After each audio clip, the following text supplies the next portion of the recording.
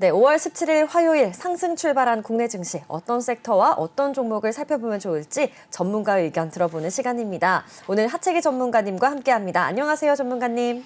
네, 안녕하세요. 하채기 전문가입니다. 네, 전문가님 오늘 예상과는 다르게 코스피와 코스닥 모두 상승 출발을 했습니다. 빨간불 켜내면서 기분 좋게 출발을 했는데 어떻게 보셨나요? 네, 아마 미국 시장을 좀 보고 우리 투자자분들께서 오늘 좀 시장이 좀 쉬어가지 않나라는 이런 생각을 좀 하셨을 거예요. 미국 시장에서도 글로벌 경기 둔화 좀 우려 이야기가 나오고 있는 그런 상황이었죠. 5월 엠파이어 스테이트 제조업 지수가 마이너스 11.65 좀 기록했다. 그리고 전일 4월 중국에서의 소매 판매가 전년 동월 대비해서 11.1% 감소. 그리고 산업 생산도 전년 동월 대비해서 2.9% 좀 감소를 좀 하면서 어떻게 보면은 시장에 대한 위축 이런 좀 상황이 좀 나올 수 있는 그런 부분인데 여기에서 우리가 조금 짚어봐야 할게요. 우리가 미국 시장보다는 하루 정도 먼저 움직이고 있다 이렇게 좀 보시면 될 것 같아요. 보시면은 이제 왼쪽이 이제 코스피 지수가 되겠고 이제 오른쪽이 나스닥 지수가 좀 되겠는데 금요일에 보시면은 우리가 상승을 해요. 코스피가 종가 기준으로 해서 2.12% 상승을 했죠. 그리고 나서 금요일에 우리가 이제 마감하고 나서 이제 미국의 시장이 열리니까요. 나스닥이 종가 기준 3.2% 상승 마감을 합니다.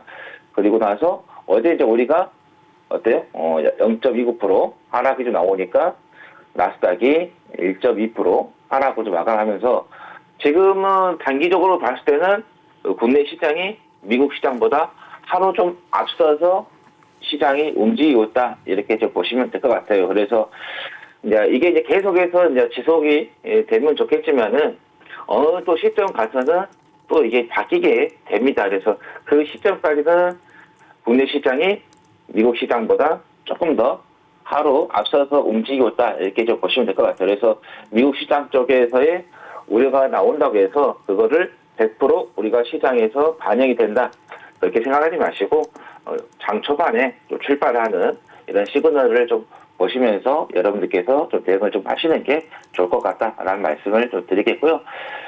지금 이제 기술적으로 좀 봤을 때는 어제 이제 또 한국은행 총재께서 빅스텝 관련 이야기가 나오면서 좀 좋지 않은 흐름을 좀 보였는데 어제 말씀드린 것처럼 국내 시장은 여기에서 올라갔었어야 하는 게 맞았습니다. 왜냐하면은 우리가 미리 선제적으로 어때요?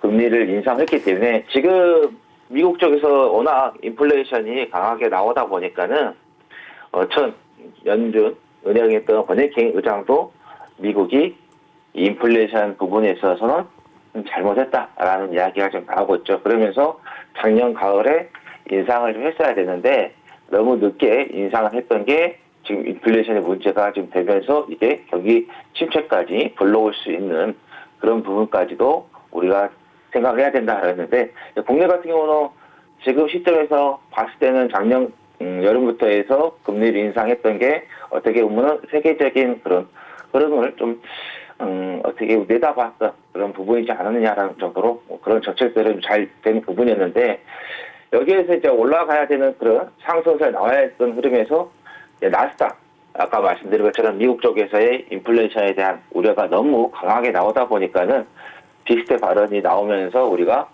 박스권을 하단을 이탈하는 흐름이 나왔었습니다. 그래서 우리가 투자를 하면서 이 박스권을 돌파를 했을 때는 상당히 심리적으로 안정을 좀 찾으면서 투자를 하시는 데 있어서 어때요? 여유를 가질 수가 있는데 이렇게 하단을 이탈해버리면은 심리적으로 상당히 어때요? 멘붕이 오죠. 멘탈이 흔들릴 수밖에 없는 그런 상황이 좀 발생하게 되는데 어제 제가 말씀드린 것처럼 여기 박스권을 이탈하고 역부익자죠. 이제 주식시장에서 말하는 개미홀. 그래서 개미들을 이 홀에 한번 빠뜨렸다가 그리고 나서 빠져나오는 그런 주가의 흐름으로 이제 가는 것을 여러분께 말씀을 드렸어요. 그래서 여러분께서 이 개미홀에 빠져가지고 멘탈이 흔들리지 마시고 여기에서 점점 이 홀이 어때요? 벗어나는 그런 부분이 될 것이다. 그러면서 이 홀을 좀 벗어나시게 되면은 보유하고 있던 종목들이 어때요? 차츰차츰 손실을 만회하고 또 종목별로 봤을 때는 급등을 하면서 또 수익권으로 전환이 될 수 있는 그런 부분이기 때문에 여러분들께서 너무 심각하게 좀 생각 안 하시는 게 좋을 것 같다라는 말씀을 드립니다. 그래서 수급을 좀 보면은 어제는 개인들이 매수를 했어요. 왜냐하면 금요일에 상승세 나왔기 때문에 기대를 해서 매수를 했는데 시장이 빠져버렸습니다. 근데 어제 시장이 빠지고 나서 개인들이 불안하니까는 매도를 하니까 어떤가요? 시장은 상승을 하는 그런 흐름을 좀 보이고 있다 이렇게 보시면 될 것 같은데 이제 기관 쪽에서 오늘 한 681억 정도 매수세가 지금 들어오고 있는 그런 흐름인데 그러면 이 기관들의 지금 자금들이 어느 쪽으로 가서 시장을 좀 주도를 좀 하고 있느냐 이거를 우리가 이제 살펴보면 될 것 같은데 이건 다른 이제 차트인데 자 보시면 아시겠지만은 코스피 쪽에서 종합적으로 봤을 때는 외국인과 기관 쪽에서 매도를 하고 기관 쪽에서 매수를 좀 하고 있는데 이 자금이 어디로 갔냐 대형주 쪽으로 완전히 지금 몰려있다 이렇게 보시면 될 것 같아요. 어제는 실질적으로 지수가 상승한 거나 마찬가지였어요. 왜냐하면은 코스피 쪽에서 상승한 종목이 500개가 넘게 나오는 그런 부분이기 때문에 상승 종목 하락 종목 비교해서도 많이 나왔던 그런 부분인데 단지 대형주만 하락을 하면서 전체적으로 하락하는 부분이었지만은 소형주 쪽이라든가 중형주 쪽은 상승세가 있었습니다. 그래서 우리가 눈으로 봤을 때는 지수가 좀 빠졌지만은 체감 지수로서는 오히려 상승하는 그런 흐름이었죠. 근데 어제는 이런 수급 쪽으로 봤을 때 외국인 쪽에서 소형주 쪽으로 매수세가 좀 들어왔었어요. 근데 오늘 이제 외국인 쪽에서 보시면 아시겠죠. 계속 소형주를 매도를 하니까 개인들이 그걸 또 반대로 매수를 지금 하고 있는 그런 부분인데 오늘 같은 경우는 대형주가 수급을 봤을 때 시장을 좀 주도를 하고 있다 이렇게 보시면 될 것 같습니다. 그러면 이 대형주가 어디로 갔냐? 삼성전자 쪽으로 지금 자금이 흘러가고 있다 이렇게 보시면 될 것 같아요. 그래서 삼성전자 쪽에서의 외국인들 기관 쪽에서 매수세가 좀 들어오는 그런 흐름에서 시장을 좀 주도를 하고 있다 이렇게 좀 보시면 될 것 같고요. 이따가 뭐 삼성전자 주가 한번 다시 한번 보면서 말씀을 좀 드리도록 하겠고요. 또 수급에서 봤을 때 선물 쪽에서 외국인이 들어오는데 제가 여러분들께 지금 시장에서는 좀 옵션 쪽을 계속해서 좀 보셔야 된다라고 제가 여러분들께 좀 말씀을 좀 드렸어요. 외국인 쪽에서의 옵션 쪽에서의 그런 자금들이 시장을 단기적인 방향을 지금 끌어가고 있다, 주도하고 있다 이렇게 좀 보시면 될 것 같은데요. 어제 뭐 콜옵션이든 풋옵션이든 다 매도를 했어요. 그런데 풋옵션 쪽에서 어제 276억의 매도가 나오면서 최근에 뭐 매수라든가 매도가 이루어지는 그런 부분에 있어서 외국인의 풋옵션 쪽에서 가장 많은 자금이 나왔다. 그만큼 이제 바닥을 좀 가지는 그런 수급 쪽에서도 좀 나오고 있다 이렇게 보시면 될 것 같아요. 오늘도 지금 콜옵션이나 풋옵션 쪽에서 매도가 나오고 있습니다. 여기에서 보시면은 풋옵션이 좀 더 매도가 많이 나오는 것은 시장은 긍정적으로 보는데 단기적인 부분보다는 이제 콜옵션과 풋옵션 다 매도가 나오니까요. 단기적인 그런 자금 흐름보다는 조금 시장에 긴 안목을 좀 가지고 투자를 하려고 하는 그런 시그널이 조금씩 변화가 생기고 있지 않나. 그러면서 선물 쪽에서 지금 매수세가 좀 들어오고 그리고 나서는 현물 쪽으로 이렇게 해서 또 매수가 좀 들어오면서 점진적으로 외국인들의 자금이 조금씩 시장에 유입이 될 수 있는 그런 부분도 우리가 조금 생각해 봐야 되겠다라는 말씀을 드리면서 일단은 외국인 쪽에서 강력하게 현물 쪽으로 좀 들어오려면은 이 환율이죠. 환율이 시각적으로 딱 추세가 꺾인 그게 시야가 들어와야지만이 아마 현물 쪽에서 강력한 매입이 좀 들어올 거예요. 근데 그 전까지는 뭐 현물 쪽에서도 잠깐 들어왔다가 또 빠지는 그런 흐름을 좀 하면서 개인 투자자들의 어때요? 심리를 수급적으로도 교란을 시킬 수 있는 그런 부분이 될 것 같은데 제가 보는 관점에서는 그냥 계속해서 우리 개인 투자자분들께서 겁먹지 마시고 매수를 좀 하시고 또 보유를 좀 하시면서 유지를 좀 하시는 게 좋을 것 같다는 말씀을 드리겠고 제가 여러분들께 이렇게 원달러 지수가 상승을 할 때 언론에서 또 방송에서 신문에서 1,300원을 이제 목표를 좀 주고 좀 많이 좀 말씀을 좀 하셨는데 우리가 주식이라는 것은 생물입니다. 어느 순간 어떻게 방향이 바뀔지는 어느 누구도 좀 모르는 거고요. 그래서 우리가 이제 투자를 하신 분들께서 어떤 목표 수치를 정해서 대응을 하시는 것도 중요하겠지만은 생물이기 때문에 유연하게 대응을 할 수 있는 그런 부분을 여러분들이 생각하시는 게 좋을 것 같다는 말씀드리면서 제가 지난번에 원달러 지수가 강력하게 좀 올라오면서 개인 투자자들의 그 심리를 상당히 어렵게 판단하기 어렵게 만드는 그런 부분인데 제가 요 상승의 이 구간이 어떤 구간인가가 중요하다라고 말씀을 드리면서 이거는 피크아웃 구간이다. 이 피크아웃이라는 게 정점에 도달하는 것을 말하죠. 지금 상황에서는 지금 원달러 지수가 피크아웃 구간이고 정점에 도달하는 구간이다 이렇게 보시면 될 것 같고 여기에서 지금 보시면 아시겠지만은 어제 이제 종가 기준으로 5일선에 좀 올려놓으면서 좀 마감을 했지만은 지금 보시면은 5일선을 이탈을 하고 오늘 만약에 여기에서 시장이 계속해서 후반까지 가면서 좋은 흐름을 계속해서 유지가 된다고 하면은 원달러 지수가 이제 종가 기준으로 12선을 이탈하게 되는 그런 흐름이 좀 나오게 될 거예요. 그렇게 되면은 원달러 지수는 여기에서 어때요? 피크아웃을 찍고 쉬어가는 그런 흐름이다. 그래서 제가 6월 말 정도에 갔을 때는 원달러 지수가 추세가 어때요? 꺾여 있는 게 시각적으로 좀 확인이 될 것이다라고 말씀드렸어요. 아마 그때쯤 되면은 외국인들은 현물 쪽에서 아마 매수세가 좀 들어올 것으로 좀 예상된다는 겁니다. 그래서 지금 개인 투자자분들께서는 하방으로 그런 빨간불이 들어오고 파란불이 들어온 그런 부분에 있어서 너무 심리적으로 흔들리지 마시고 꾸준하게 투자를 하시고 그다음에 보유를 좀 하시는 게 좋을 것 같다라는 말씀을 드립니다.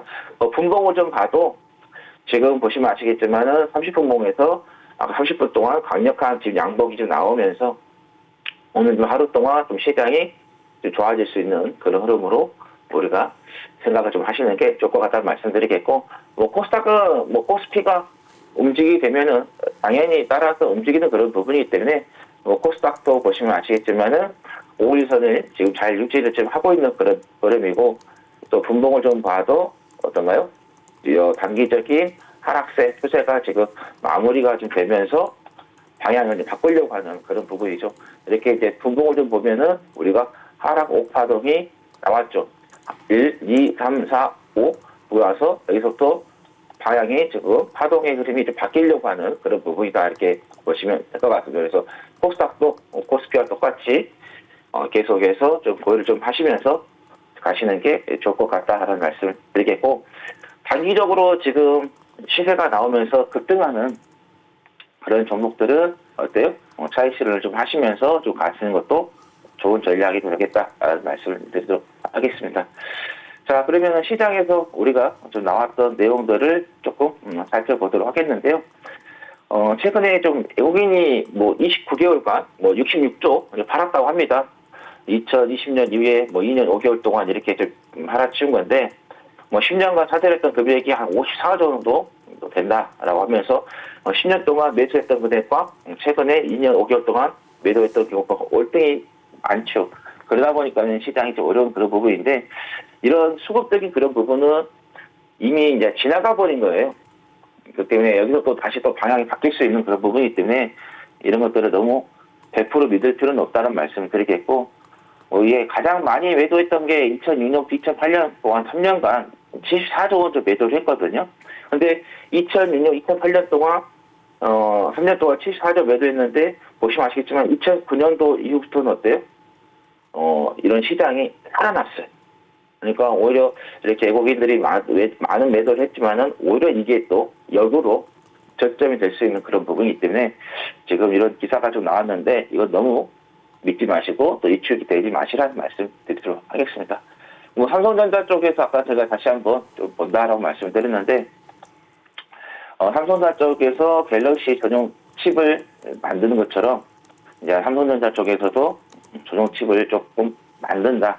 그러니까 삼성전자 쪽에서 갤럭시 이제 퀄컴 쪽에서 이제 애플 쪽이죠.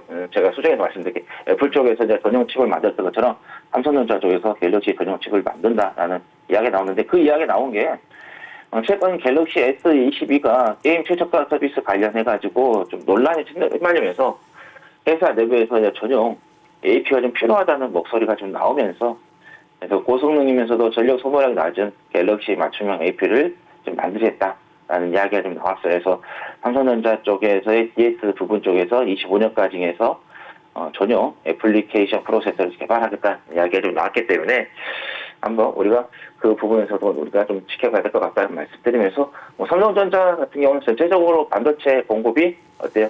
정상화되어야 되겠죠. 그래야지만이 본격적으로 나올 수 있는 그런 부분인데 제가 3월달부터 계속해서 이 반도체 공급 정상화에 대한 그런 부분은 올해는 좀 지나가고 내년부터 해서의 좀 정상화 좀 될 수 있는 그런 부분이다 이렇게 좀 보시면 될 것 같은데 일단은 기술적으로 지금 삼성전자 같은 경우 올라올 수 있는 그런 부분이다라고 말씀드렸는데 좀 보유하고 계신 분들은 좀 더 계속해서 좀 보유를 좀 하시는 게 좋을 것 같다라는 말씀을 드립니다. 그래서 삼성전자의 그런 주가의 흐름에 의해서 국내 지수도 좀 움직인다 이렇게 좀 보시면 될 것 같습니다. 그래서 지난 10월에 저점을 깼지만은 계속해서 보유를 좀 하신다 하면은 시장과 함께 주가가 좀 더 상승할 수 있는 그런 부분이기 때문에 계속해서 좀 지켜보자라는 말씀을 드리겠고요. 제가 어제 이제 자율주행에 관한 이야기를 좀 말씀을 드리면서 현대차 쪽에서 레벨 4까지 비전을 제시했다고 했는데 이제는 자율주행 버스까지도 우리가 좀 기대를 해볼 수 있는 그런 부분인데 이제 경기도가 이제 추진 중에 자율협력 주행 버스가 다음 달부터 판교 테크노밸리에서 시험 운행이 좀 들어갑니다. 그래서 자율주행 같은 경우는 스스로 인지하고 판단, 제어를 통해서 운전자 또는 승객이 조작 없이 자동차를 좀 운행하는 그런 부분인데 자율협력 주행 버스 같은 경우는 관제 센터로부터 신호 정보, 횡단보도 보행 상태, 그다음에 교통 상황 등 인프라 정보를 좀 받아가지고 주행을 한다는 게 일반 자율주행 자동차와 좀 차이점이 있다 이렇게 보시면 될 것 같고 관제 센터로부터 자율주행 기능을 좀 보완받아가지고 때문에 효율성이라든가 안전성이 높다는 장점이 있습니다. 최근에 이제 자율주행 단계별로 올라가면은 이런 것도 이제 문제가 없는데 좀 낮을 때는 좀 안정적인 그런 부분이 있어서 조금 문제가 좀 나오는 그런 부분이었죠. 근데 이제 이런 자율협력 주행버스 같은 관제센터에서 직접 통제를 하는 그런 부분 때문에 효율성과 안정성이 높다. 그래서 이런 자율주행 시스템 같은 경우는 계속해서 진화가 되는 접목이 되는 그런 부분이기 때문에 관심 좀 가지시는 게 좋을 것 같다라는 말씀을 좀 드리겠고요. 아시아나항공이 정말 좀 힘든 그런 부분이었는데 실적이 좋다라는 이야기가 나왔어요. 근데 단기적으로 좀 보면 주가는 계속해서 좀 하락세가 나왔습니다. 아무래도 시장이라든가 그다음에 합병에 대한 그런 부분 중국하고 미국 쪽에서 흔쾌히 좀 승낙을 좀 하지 않고 계속해서 지연을 좀 시키고 있는 그런 부분인데 그래도 다행히도 실적이 올해 1분기 영업이익이 1,769억 흑자 전환을 좀 하면서 1분기 또 매출액 같은 경우는 1조 1,466억 정도 나오면서 전년 동기 대비해서 46.4%좀 증가를 좀 하는 그런 부분이고 1분기 영업 같은 경우는 2010년 1,409억을 좀 넘는 최대치가 지금 나오는 그런 부분이고 화물 쪽 사업 매출 같은 경우도 8,843억이 나오면서 전년 동기 대비해서 45%좀 증가한 그런 부분인데 아시아나항공 같은 경우는 대한항공 대비해서 워낙 좋지 않은 이야기가 나왔기 때문에 대한항공은 많이 갔지만 아시아나항공은 가지 못한 그런 흐름이 좋은데 아시아나항공의 실적이 지금 좋게 나오는 그런 부분이기 때문에 단기적인 조정이 좀 나왔지만은 우리가 한번 관심을 좀 가져볼 수 있는 그런 자리다라는 말씀을 드리도록 하겠습니다. 지금 현재 시장에서 움직이고 있는 그런 테마들을 좀 보면은 건설기계 쪽에 좀 움직이고 있는 그런 부분이죠. 최근에 건설기계 같은 경우는 이제 우크라이나 전쟁으로 인해서 어때요? 이제 재건에 대한 이야기가 좀 나오면서 이런 건설기계 쪽들이 좀 움직이는 그런 흐름을 보였었습니다. 대창단도가 지금 급등을 좀 하고 있고 현대 에버다임도 좀 상승하고 있고 그다음에 수산중공업도 좀 상승을 좀 하고 있는 그런 흐름이고 그다음에 이제 자원개발 쪽 웰컴텍이라든가 그다음에 대성산업 쪽에서의 주가에 좀 움직임이 좀 보고 있다 이렇게 보시면 될 것 같고 웰컴텍이 지금 주가가 좀 움직이고 있지만은 뚜렷한 어떤 이슈는 나오고 있지 않은 그런 흐름입니다. 근데 이런 자원 같은 경우는 지금 원자재 가격이 많이 상승하니까 충분히 좀 이슈가 좀 될 수 있는 그런 부분이고 그다음에 전력 설비 쪽 강명전기 같은 실적이 좋게 나왔다고 해가지고 시간에 급등이 나왔던 그런 부분인데 오늘 장중에도 좀 상승하고 있는 그런 부분이고 한전산업이라든가 세명전기 같은 경우 그다음에 강원전선 같은 경우 상승세가 좀 나오고 있는 그런 흐름인데요. 제가 원전에 대한 부분을 여러분들께 말씀드리면서 전기라든가 전선, 그다음 전력 설비도 같이 좀 보시는 게 좋을 것 같다라는 말씀을 좀 드렸는데 일단은 뭐 한전 쪽에서의 워낙 지금 적자가 좀 나고 있기 때문에 자회사 지분 매각도 이야기가 좀 나온 그런 부분이었어요. 그래서 이런 부분들이 좀 연결이 되면서 전력 설비 쪽이 좀 움직이고 있는 그런 부분이고 또 전력 설비 같은 경우는 일단 뭐 주택 이런 건설 쪽도 연결해서도 같이 또 접목이 될 수 있는 그런 부분. 아무리 마지막 단계에서 전력 설비들이 들어가는 그런 부분이기 때문에 예, 보시면 될 것 같다는 말씀. 그래서 전력 설비는 한전 쪽, 그다음에 건설 쪽도 같이 이렇게 보시면 되겠다는 말씀드리고 스마트 그리드로 지금 주가가 좀 움직이고 있는 그런 부분인데 뭐 스마트 그리드 같은 경우는 앞으로 뭐 건물을 짓는다거나 뭐 전력이라든가 누수라든가 그다음에 전력이 흘러가는 데 있어서 어떤 문제점이 생겼을 때 우리가 직접 막 점검한 게 아니라 핸드폰으로 해서 어느 구간에서 문제가 있다는 것을 손쉽게 확인할 수 있는 그런 부분이기 때문에 스마트 그리드 이런 에너지에 대한 좀 중심이 됐을 때는 좀 움직일 수 있는 그런 부분이다 이렇게 좀 보시면 될 것 같고요.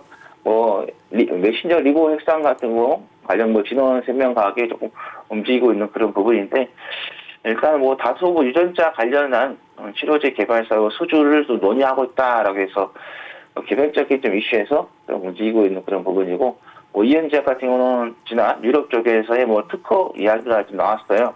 특허 등록 이야기가 나오면서 그대로 좀 주가가 계속해서 좀 움직이고 있다 이렇게 좀 보시면 될 것 같습니다. 그래서 전선 관련된 종목들도 아까 말씀드린 것처럼 좀 움직이고 있는데 같이 해서 좀 보시는 게 좋을 것 같다라는 말씀 드립니다. 네, 그렇습니다. 우선 삼성전자가 애플과 마찬가지로 갤럭시 전용 칩을 개발한다는 소식 말씀해 주셨고요. 또 자율주행 관련해서 어제 현대차가 레벨4를 발표했는데 이제 자동차를 넘어서 버스를 시범 운행한다는 소식도 가지고 와주셨습니다. 그리고 아시아나항공의 흑자 전환 이야기까지 나눠봤고요. 또 지금 건설기계, 뭐 자원개발, 전력설비 이런 섹터들이 많이 움직이고 있는데 특히 전력설비 쪽은 원전을 저번 주에 말씀해 주시면서 전력설비 한번 봐봐라 이렇게 해주셨는데 실제로 많이 오르는 부분입니다. 네, 그러면 오늘 관심을 가져봐야 될 섹터가 있다면 어떤 게 있을까요? 네, 어제 이제 사료 관련된 종목들, 뭐 비료 관련된 종목들, 농업 관련된 종목들이 강하게 시세가 나오고 난 후에 지금 보시면은 오늘은 조금 쉬어가는 그런 흐름을 좀 보이고 있습니다. 뭐 고려산업 같은 경우는 9.36% 지금 하락을 좀 하고 있고, 네. 뭐 한일사료 같은 경우도 6.97, 그다음에 팜소리 같은 경우 7.83% 네. 하락을 좀 하고 있는데 종목별로 좀 봤을 때 다시 한번 또 우리가 좀 움직일 수 있는 그런 부분들이 좀 있기 때문에 그래서 오늘 조금 하락세가 좀 나오고 있지만은 이런 조정 구간에서 우리가 한번 관심을 좀 가져볼 수 있는 그런 부분으로 좀 생각을 좀 해보자는 말씀드리고 어제 뭐 여러분들께서 다 뭐 이슈를 좀 접하셨죠. 인도에서 밀 수출 금지를 좀 하겠다라는 이야기가 나오면서 뭐 팜스토리라든가 그다음에 대한제당, 대한제당 우죠, 대한제부, 뭐 한일사료 이런 종목들이 뭐 20% 넘게 뭐 한타 같은 경우도 뭐 상한가 뭐 진입하는 그런 좀 흐름을 좀 보이면서 관련된 종목들이 큰 시세가 좀 나왔는데 지금 보시면은 이제 밀 가격 선물 지수가 좀 되겠는데 어제 상승하고요. 오늘도 지금 선물 시장에서 보시면 아시겠지만 밀 가격이 1.31% 상승세가 지금 나오고 있습니다. 그래서 지난번에 1285 3월 9일에 최고가를 갱신을 좀 하는 흐름이 나왔는데 조만간 또 여기서 조금만 더 올라간다 하면은 3월 9일에 만들었던 1285 요 최고가를 좀 갱신을 할 수 있는 좀 흐름으로 좀 가고 있다 이렇게 보시면 될 것 같아요. 그래서 지금 상황에서 사료 이런 관련된 부분에 있어서 좀 더 우리가 좀 지켜보시는 게 좋을 것 같다라는 말씀 드립니다. 네, 그렇군요. 그러면 사료 비료 이렇게 인도가 밀 수출 금지한다는 소식에 여러 가지 뭐 올랐는데 그 중에서도 KC피드를 지금 켜주셨어요. 네. 네, KC피드에 대해서 좀 말씀 좀 부탁드립니다. 네, KCP 같은 양계용, 뭐 양돈용, 뭐 추구용 등 가축 가금용 배합 사료를 제조를 하고 있고요. 뭐 축산물이죠. 계란물 구입하고 맥란도 제조하고 판매를 하고 있고 주요 상표 같은 경우는 포플러스 양계용입니다. 그리고 한돈엔 한돈용이고 그다음에 추구용은 한우회 등이 좀 있다. 아까 말씀드린 것처럼 인도 밀수출 금지 이슈가 좀 나오면서 밀 선물 가격이 상승세가 좀 유지가 되고 있는 그런 부분이고, 그다음에 최근에 이제 유럽 최대 밀 수출국이죠.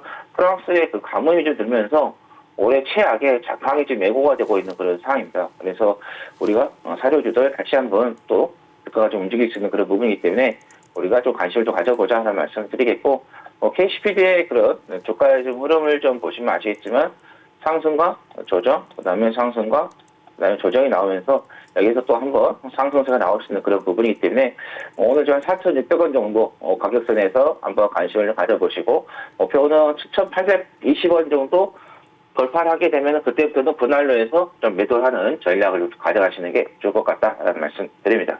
네, 감사합니다. 이렇게 KC피드 관심을 가져보라고 말씀해 주셨습니다. 네, 그럼 마지막으로 우리 시청자분들께 어떤 투자 전략 같은 거 있으면 말씀 좀 부탁드립니다. 네, 시장 지금 하루하루 그런 양봉과 음봉에 투자자분들께서 마음 뺏기지 마시고요. 양봉이 나오든 음봉이 나오든 그냥 그대로 매수를 좀 하시면서 또는 보유하고 있는 것들을 유지를 하시면서 가시는 게 좋을 것 같다라는 말씀 드립니다. 네, 감사합니다. 전문가님. 오늘도 좋은 말씀 해주신 전문가님께 다시 한번 감사 말씀 드리고요. 다음 주에 다시 뵙도록 하겠습니다. 네, 감사합니다.